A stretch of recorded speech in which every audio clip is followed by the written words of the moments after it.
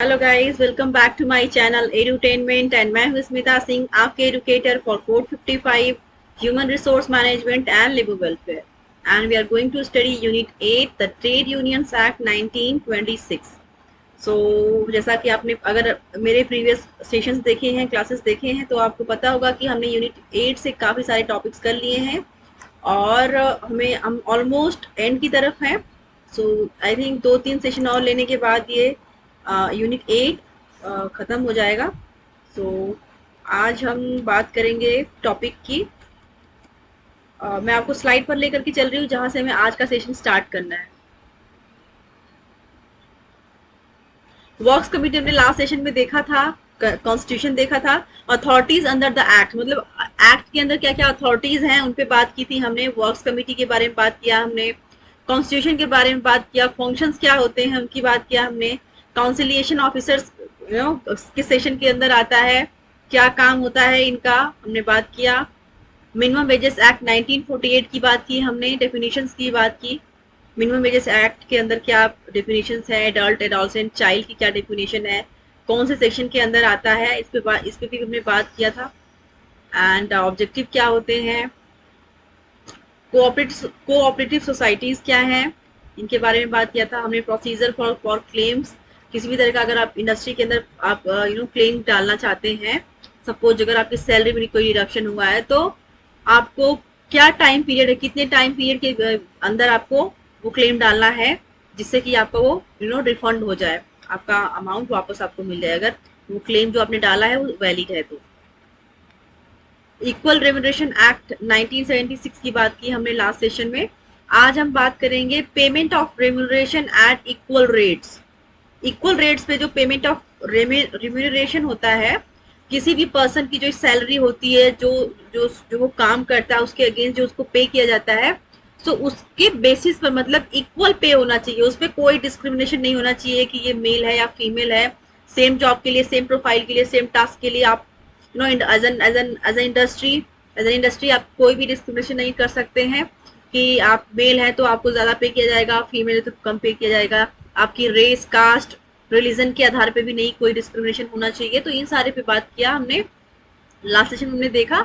आगे हम इसको और अच्छे से पढ़ेंगे, राइट। सो आज का जो हमारा टॉपिक है, जैसा कि मैंने इनिशिएट किया कि payment of remuneration at equal rates, इसके अंदर हम पहला टॉपिक देखेंगे। पहला ऑप्शन है duty of employer to pay equal remuneration to men and women workers for same work और work of a similar nature. तो इस जो क्वेश्चन से ही आप जो हेडिंग है, हेडलाइन है, इसी से आपको समझ में आ गया होगा कि क्या है इंडस्ट्री के अंदर, कैसे रूल बनाए गए हैं, क्या लॉ है, राइट। और ये आता किसके अंदर है, equal remuneration at equal rates किस सेक्शन के अंदर आता है, that comes under section 4। So इसमें और कुछ ज्यादा आपको बहुत ज्यादा ट्रिकी कुछ भी नहीं है इसमें कि आपको कुछ समझने की जरूरत है। That the very simple thing that कि कोई भी किसी भी तरह का डिस्क्रिमिनेशन नहीं होगा, नहीं होना चाहिए। Just because of you are the different religion, just because your caste is different, you are upper caste, you are lower caste, you are men and you are women, so इन सब के basis पर कोई भी discrimination नहीं होना चाहिए। फिर भी मैं आपको थ्योरी पार्ट पढ़ के सुना देती हूँ। It imposes an obligation on the employer to pay equal remuneration to men and women workers for same work or work of a similar nature. The quality of remuneration is not to be achieved by reducing the rate of remuneration of any worker but by increasing it.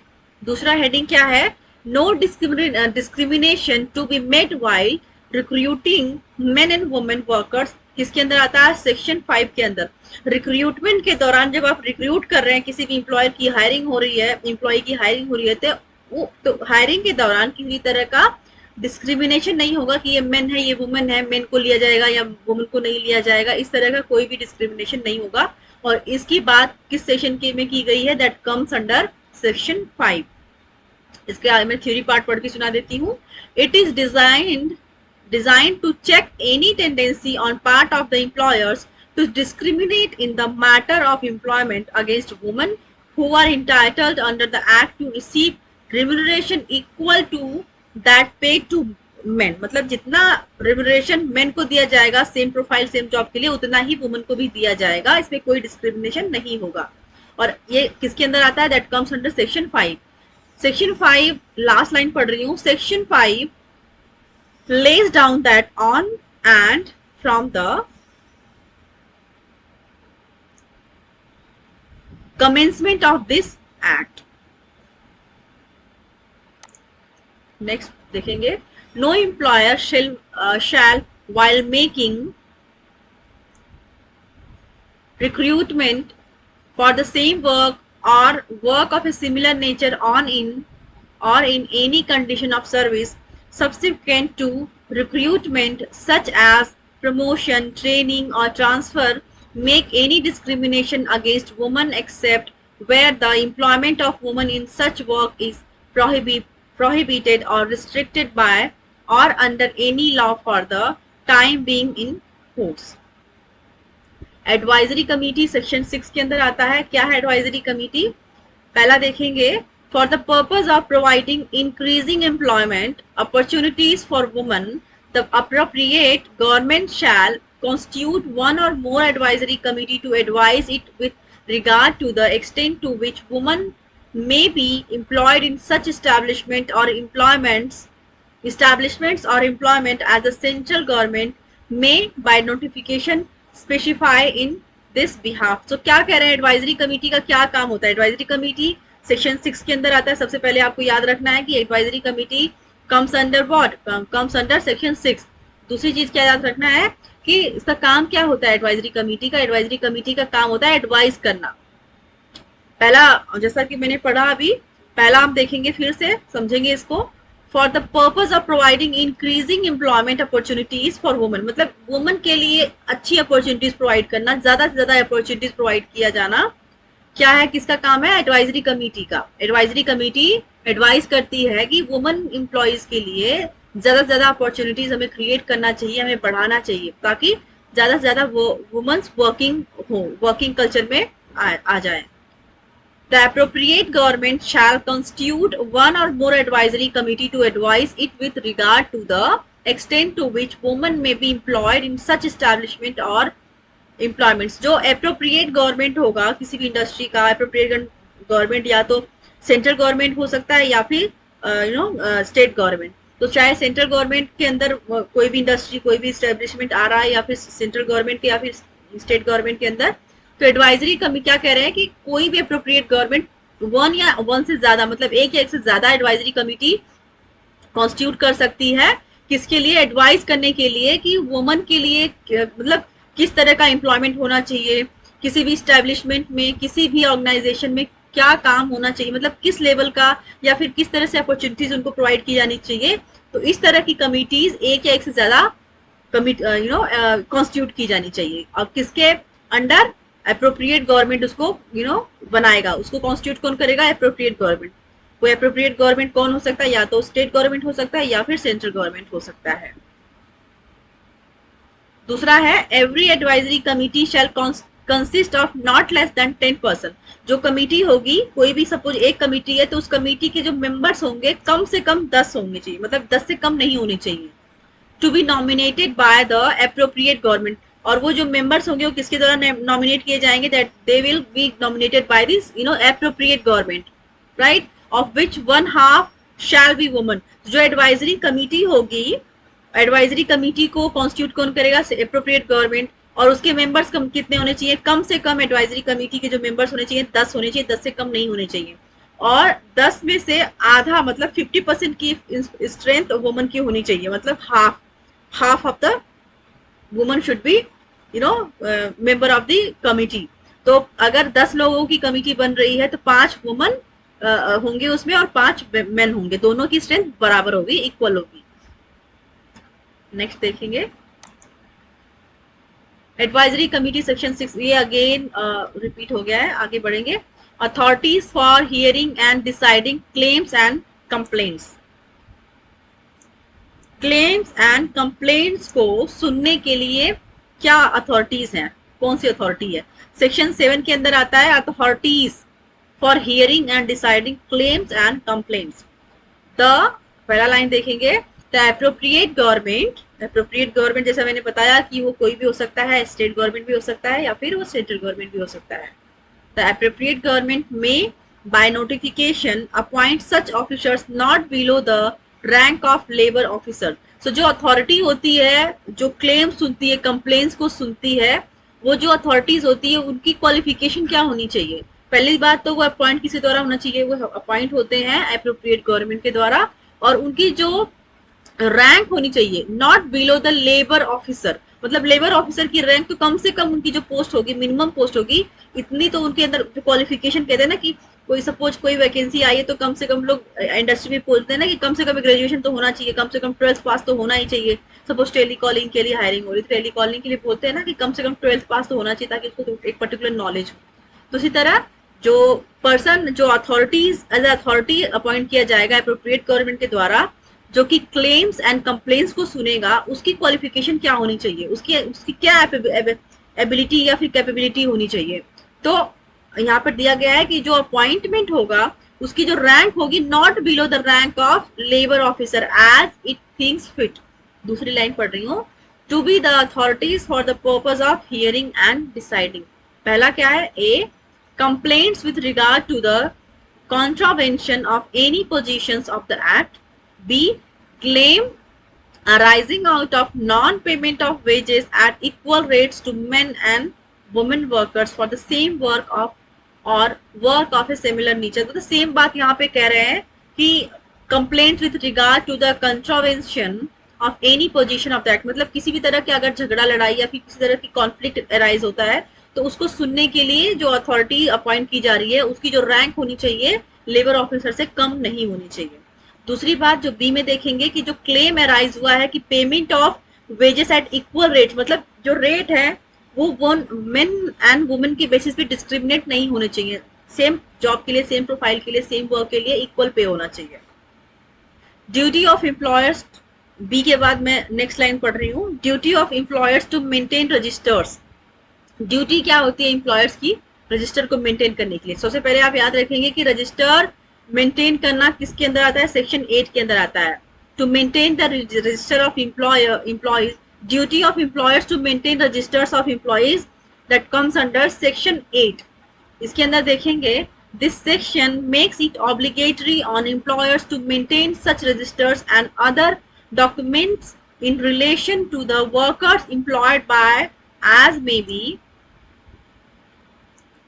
Prescribed, कि जो भी किसी भी industry के अंदर, factory के अंदर जो मेन एंड वुमेन काम कर रहे हैं, जो वर्कर्स काम करते हैं ऑल ओवर, आप कह सकते हैं कि जो वर्कर्स काम करते हैं उनका लेखा जोखा होना चाहिए, उनका एक रजिस्टर बनना चाहिए, और रजिस्टर में उनकी हर डिटेल्स होनी चाहिए, उनका नेम, एड्रेस, उनका उनका कहते हैं कि उनकी सारे एड्रेस प्रूफ होना चाहिए, उनको आईडी प्रूफ होना चाहिए, सब चीजें, मतलब एवरीथिंग जो कि रिक्वायरमेंट होती है कि इंडस्ट्री के अंदर किसी भी एम्प्लॉय के लिए, कि एम्प्लॉय का जब हायरिंग होती है तो उसकी सारे डॉक्यूमेंट्स हैं, सारे वेरिफिकेशन होते हैं, तो सारी डिटेल्स रजिस्टर में मेंटेन होनी चाहिए। नेक्स्ट देखेंगे enforcement of the act that comes under section 9। So enforcement of the act के अंदर इंस्पेक्टर की बात कर रहे हैं, इंस्पेक्टर आता है सेक्शन 9 के अंदर। इसमें देखेंगे the appropriate government may by notification appoint such person as it may think fit to be inspectors for the purpose of making an investigation as to whether the provisions of this act or the rules made there under are being complied with by employers and may define the local limits within which an inspector may make such investigation। तो क्या कह रहे हैं, inspector का काम क्या होता है कि वो इन्वेस्टिगेट करता है किसी भी तरह का डिस्क्रिमिनेशन हुआ है, किसी तरह की कंप्लेन या फिर इश्यूज जो अराइज हुए हैं, तो उसको उसका वेरिफिकेशन करता कौन है कि ये बात सही है, झूठ है, कितने लेवल तक सही है, एम्प्लॉयर सही है, एम्प्लॉय सही है। तो इसके लिए किसका अपॉइंटमेंट होता है? इंस्पेक्टर का। वो वेरिफिकेशन करता है कि क्या चीज सही है, किस तरह से चीजें हुई है, राइट। सो मेनली क्या है, इंस्पेक्टर का काम होता है वेरिफिकेशन करना, वेरीफाई करना, मतलब इन्वेस्टिगेशन करना। एवरी इंस्पेक्टर्स के अंदर ही पढ़ रही हूँ, 4th लाइन के बाद में 5th लाइन पढ़ रही हूँ। Every inspector shall be deemed to be a public servant with the meaning of section 21 of the Indian penal code. जो भी इंस्पेक्टर अपॉइंट होता है वो क्या किस तरह से माना जाएगा, shall be deem to be a public servant, मतलब वो पब्लिक सर्वेंट की तरह जाना जाता है। जो कौन, जो इंस्पेक्टर है, इंस्पेक्टर को, क्योंकि कहते हैं ना कि इंस्पेक्टर सिर्फ की जो हायरिंग होती है वो पब्लिक सर्वेंट होते हैं, राइट। पब्लिक सर्वेंट मतलब कि वो सबके लिए, वो जो वो सबको सर्व करते हैं, उनकी रिस्पॉन्सिबिलिटी होती है, जितने भी सिटीजन हैं इंडिया के उन सब के लिए वो रिस्पॉन्सिबल होते हैं, वो पब्लिक सर्वेंट होते हैं, right? So every inspector shall be deemed to be a public servant with the meaning of section 21 of the Indian Penal Code। और ये बात किसके अंदर कही गई है, सेक्शन 21 के अंदर कही गई है, in the Indian penal code. Next line देखेंगे, एन इंस्पेक्टर में at any place with in the local limits in his jurisdiction. तो जो इंस्पेक्टर होता है वो किसी भी जगह पे जो वर्किंग है, किसी सपोज एक्सवाइजेड किसी भी सिटी किसी भी स्टेट के अंदर वो वर्किंग है, जहाँ पर उस विद इन द लिमिट, मतलब वहां के जो एक लिमिट क्राइटेरिया डिसाइड किया गया है कि आपको अपनी लिमिट क्रॉस नहीं करनी, उस विद इन द लिमिट रह करके उसको अपने ज्यूरिस्डिक्शन को, अपने नियम कानून को फॉलो करना होता है। ए देखेंगे, enter at any reasonable time with such assistance as he thinks fit any building, factory, premise or residence। तो वो एंटर कर सकता है at any reasonable time, जो कि टाइम सही हो, appropriate टाइम हो उसके जाने का, with such assistance as he thinks fit, मतलब उसको जब लगता है कि नहीं मुझे जरूरत है यहाँ पे वेरिफिकेशन करने की, यहाँ पे इंक्वायरी करने की, इन्वेस्टिगेशन करने की, तो उसके पास इतनी अथॉरिटी होती है कि वो किसी भी बिल्डिंग, किसी भी फैक्ट्री या किसी भी प्रीमाइस में वो जा सकता है अब इंक्वायरी के लिए, इन्वेस्टिगेशन के लिए। बी देखेंगे, require any employer to produce any register, muster roll और other documents relating to the employment of workers and examine such documents, और वो डॉक्यूमेंट्स को एग्जामाइन करता है। पेनाल्टीज क्या है, अगर कोई भी लूपहोल निकल के आता है, कोई भी फॉल्स निकल के आता है जो कि इंस्पेक्टर को पता चलता है, तो उसके बाद की क्या प्रोसेस है, पेनाल्टी क्या होती है देखेंगे। If any person being required to do so omits or refuses to produce to any inspector any register or other documents or to give any information, he shall be punishable with fine which may extend to 500 rupees। अगर क्या कह रहे हैं कि जैसे होता है ना कि एम्प्लॉयर को रजिस्टर मेंटेन करना होता है एम्प्लॉइज का, कि क्या ये पर्सन कहाँ से है, इसका अता पता क्या है, इसका नाम क्या है, इसका कास्ट क्या है, एवरीथिंग, मतलब सारी चीजें वहाँ पे होनी चाहिए, जो एक वेरिफिकेशन किया जाता है, वेरिफिकेशन के तौर पर, तो सारी डिटेल्स वहाँ पे रजिस्टर में होनी चाहिए। अगर इंस्पेक्टर इंक्वायर करता है किसी भी प्रीमाइस, किसी फैक्ट्री में, और उसको कुछ भी चीज ऐसी है कि जो उसको लगता है कि ये ठीक नहीं है, फॉल्स हो रहा है, इंस्पेक्टर को लगता है कि ये इन्फॉर्मेशन सही नहीं है, गलत इन्फॉर्मेशन डाला है, या फिर उन्होंने रजिस्टर को मेंटेन नहीं किया है, तो उस केस में वो जो एक तरह से वो ऑफेंस होता है, राइट, वो पनिशेबल होता है। तो पनिशेबल एज अ पनिश क्या कर सकते हैं, फाइन लगा सकते हैं। फाइन कितना हो गया, 500 रुपीज कम से कम होनी चाहिए, राइट। तो 500 तक रुपीज तक का फाइन लगता है। ऑफेंस बाय कंपनी सेक्शन 11 के अंदर आता है। इसके अंदर पहला देखेंगे, where any offence under this act has been omitted by a company, every person who at the time of offense was omitted was in charge of and was responsible to the company for the conduct of the business of the company as well as the company shall be deemed to be guilty of the offense and shall be liable to the be proceeded against the punishable punished accordingly। तो अगर कोई भी offence देखने को मिलता है तो उसको ऑब्वियस सी बात है कि पनिशमेंट होगी, और उस पनिशमेंट के कुछ चार्ज एंड कुछ नियम कानून निर्धारित किए गए हैं। दूसरा है, provided that nothing contained in this subsection shall render any person liable to any punishment, मतलब कोई भी पर्सन अगर ऐसा पाया जाता है कि वो पनिशमेंट की कैटेगरी में आता है कि उसको पनिश किया जाना चाहिए, if he proves that the offense was omitted, मतलब अगर ये प्रूव भी हो जाता है कि इस पर्सन ने गलती की है या फिर उसने कुछ गलत किया है, विदाउट हिज नॉलेज और that he had exercise due to diligence to prevent the commission of the such offence. दूसरा फिर से पढ़ेंगे, provided that nothing contained in this subsection shall render any person liable to any punishment if he proves that the offence was omitted without his knowledge. मतलब यहाँ पे क्या कह रहे हैं कि जब कोई भी पर्सन ऐसा हो जिसने ऑफेंस तो किया है लेकिन उसकी नॉलेज भी नहीं हुआ है, सपोज किसी से गलती हुई है लेकिन उसको पता ही नहीं कि उसने गलती किया है, तो उस केशन में उनको स्पेयर किया जा सकता है। उनको अगर वो प्रूव होते हैं कि नहीं इन्होंने जानबूझ करके वो गलती नहीं की या फिर गलती से जो भी हुआ है, तो उस केस में उनको स्पेयर किया जा सकता है, उनको छोड़ा जा सकता है कि ठीक है आपने जानबूझ करके नहीं किया, आपने डिलीजेंटली नहीं किया, आपसे ये हो गया या फिर गलती से हुआ या फिर अनजाने में हुआ, तो इस केस में उनको क्षमा दान मिल सकता है, राइट। नेक्स्ट देखेंगे, लेकिन अगर उनका ऑफेंस प्रूफ होता है तो उसके लिए उनकी पेनल्टी होगी, उनके जो भी पनिशेबल चार्जेस होते हैं वो पे करना पड़ेगा। Power of the central government to direction section 14, क्या बोल रहे हैं यहाँ पर, power of central government to give direction, मतलब सेंट्रल गवर्नमेंट के पास पावर होता है कि वो डायरेक्शन दे सके, गाइड कर सके इंडस्ट्रीज को, और ये आता किसके अंदर है, किस सेक्शन के अंदर, दैट कम्स अंडर सेक्शन 14। पहली लाइन देखेंगे, the central government may give directions to a state government as to the carrying into executive of this act in the state, मतलब सेंट्रल गवर्नमेंट स्टेट गवर्नमेंट को directions दे सकती है। दूसरी line पढ़ेंगे, act not to apply in certain special cases, और ये act apply नहीं होता है कुछ सर्टेन केसेस के अंदर, वो केसेस कौन से हैं, section 16, nothing in this act shall apply, मतलब सेक्शन 16 के अंदर नहीं अप्लाई होगा, क्या डायरेक्शंस जो देते हैं सेंट्रल गवर्नमेंट स्टेट गवर्नमेंट को।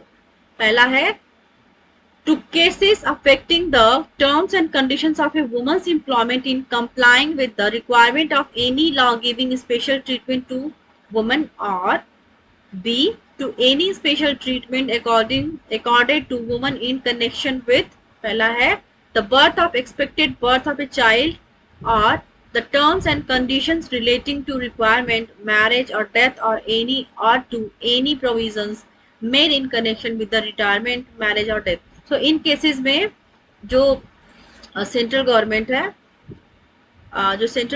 है, वो उनको डायरेक्शंस नहीं देगा, वो स्टेट गवर्नमेंट अपने अकॉर्डिंग, क्योंकि जो पॉलिसी बनी हुई है उसको फॉलो करेंगे और उसके बेसिस पे लीड करेंगे, right.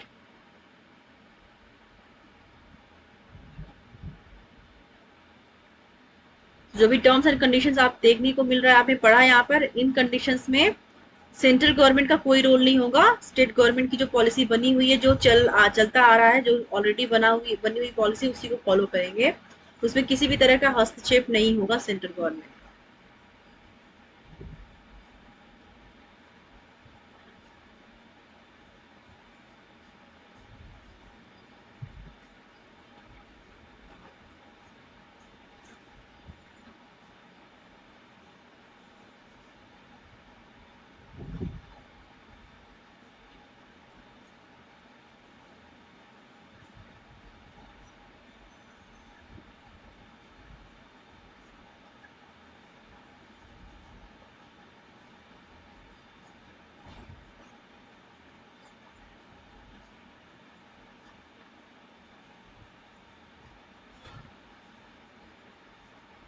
No I am sorry, I am really sorry, यहाँ पे कंफ्यूजन है थोड़ा सा। यहाँ पर पावर्स की बात हो रही है सेंट्रल गवर्नमेंट की, तो सेंट्रल गवर्नमेंट की पावर्स की बात यहाँ पे हो रही है। सेंट्रल गवर्नमेंट का डायरेक्शन और हस्तक्षेप कहाँ पर नहीं होगा, that is in section 16 only. बाकी के अदर केसेस में ये डायरेक्शंस दे सकते हैं, कौन, सेंट्रल गवर्नमेंट। सपोज जब भी आप वुमन की बात करें, वुमन की एम्प्लॉयमेंट की बात करें, वुमन की स्पेशल ट्रीटमेंट की बात करें, तो वहां पर जो पूरा पावर होता है, पूरी अथॉरिटी होती है कि सेंट्रल गवर्नमेंट स्टेट गवर्नमेंट को गाइड कर सके, whether it is the birth और expected birth of a child, मतलब चाइल्ड के केस में जब वो कोई भी वुमन एक्सपेक्ट कर रही है अपना चाइल्ड, बर्थ के टाइम, मतलब जो भी पॉलिसीज बनाई गई हैं उनको फॉलो करना होगा स्टेट गवर्नमेंट्स को। The terms and conditions, second देखेंगे, the terms and conditions relating to requirement, retirement, marriage और डेथ, और to any provisions made in connection with the retirement, marriage और डेथ। तो इन केसेस में सेंट्रल गवर्नमेंट का power होता है कि वो स्टेट गवर्नमेंट को गाइड करें, डायरेक्शंस दें। नेक्स्ट देखेंगे, payment of remuneration at equal rates to men and women workers and other matters। क्या कह रहे हैं, payment of remuneration at equal rates to men and women workers and other matters। Other matters में किस तरह से woman and main and woman का remuneration एक होना चाहिए, इक्वल होना चाहिए। पहली लाइन पढ़ेंगे, Duty of employer to pay equal remuneration to men and women workers for same work or work of a similar nature. No discrimination to be made while recruiting men and women workers. ये same बात कही गई यहाँ पे. I think मैंने ये repeat हो रहा है, no advisory committee again repeat हो रहा है.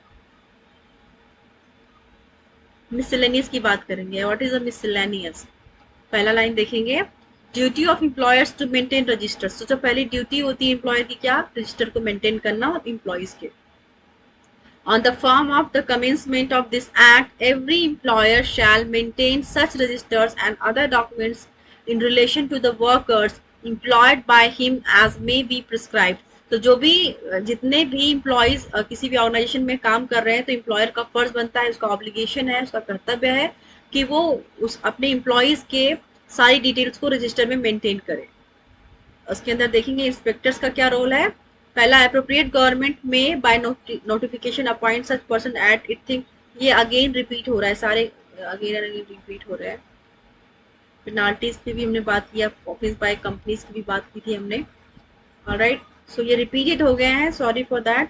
नेक्स्ट सेशन में हम बात करेंगे और सारे कंटेंट्स लेकर के आऊंगे. जो हमारा रिमेनिंग पार्ट सेक्शन यूनिट 8 का रह गया, उसको जल्द से जल्द खत्म करेंगे, फिर 9 एंड 10 भी खत्म करेंगे. राइट, उसके बाद हम अगेन यूनिट 1 को फिर से अच्छे से देखेंगे, उसका रिवीजन करेंगे and along with the theory part we'll do MCQs as well. Alright, so keep watching me and thank you very much. And अगर आपको मेरे सेशंस, मेरे वीडियोस, मेरे कंटेंट्स पसंद आते हैं तो please do like, share and subscribe my channel. Thank you very much.